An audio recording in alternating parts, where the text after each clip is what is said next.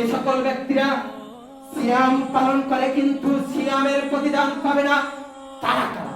তারা হচ্ছেন আরেক শ্রেণীর মানুষ, যারা হচ্ছেন হারাম জিনিস ভক্ষণ করবে। কি ভক্ষণ করবে? হারাম জিনিস ভক্ষণ করবে। আল্লাহ সুবহানাহু ওয়া তাআলা আমাদের জন্য হারাম করেছেন কি?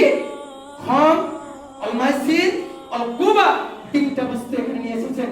আব্দুল্লাহ ইবনে আব্বাস থেকে বর্ণিত, রাসূল সাল্লাল্লাহু আলাইহি ওয়াসাল্লাম বলেছেন যে নেশাদার দ্রব্য আমাদের জন্য হারাম করে দিয়েছেন। 2, আমাদের জন্য জুয়া খেলাকে হারাম করে দিয়েছেন। 3, আমাদের জন্য হারাম করে দিয়েছেন বাদ্যযন্ত্রের গান বাজনাকে। তাহলে এখানে কি? নেশাদার দ্রব্যকে আল্লাহ সুবহানাহু ওয়া তাআলা হারাম করেছেন। আবু হুরায়রা রাদিয়াল্লাহু তাআলা আনহু থেকে বর্ণিত, তিনি বলেন قال النبي صلى الله عليه وسلم, রাসূল সাল্লাল্লাহু আলাইহি ওয়াসাল্লাম বর্ণনা করছেন, মুকবিলুল খামরি কাআবিদ ওয়াসানিন, যে ব্যক্তি নিয়মিত নেশাদার দ্রব্য ভক্ষণ করবে সেই ব্যক্তি সেই মূর্তি পূজকের ন্যায় পাপ করবে। যে ব্যক্তি মূর্তি পূজা করে সে তো কাফের, যে ব্যক্তি মূর্তি পূজা করে সে তো কাফের। কিন্তু আমরা নিয়মিত নেশাদার ভক্ষণ করে কাফেরের সামঞ্জস্য গ্রহণ করে নিয়েছি।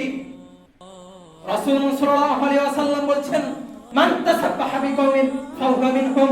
আল্লাহ রাসূল সাল্লাল্লাহু আলাইহি ওয়াসাল্লাম বলেন, আবু দাউদের মধ্যে হাদিসটি এসেছে, রাসূল সাল্লাল্লাহু আলাইহি ওয়াসাল্লাম বলেন, কোন ব্যক্তি যদি কোন কওমের সেই সাদৃশ্য গ্রহণ করে নেয় তাহলে সেই ব্যক্তি তাদের অন্তর্ভুক্ত হয়ে যায়। রাসূল সাল্লাল্লাহু আলাইহি ওয়াসাল্লাম বলেন, সেই ব্যক্তি যারা মূর্তি পূজার ন্যায় পাপ করলো তারা তাদের অন্তর্ভুক্ত হয়ে গেল। তারা কারা? তারা কাফির।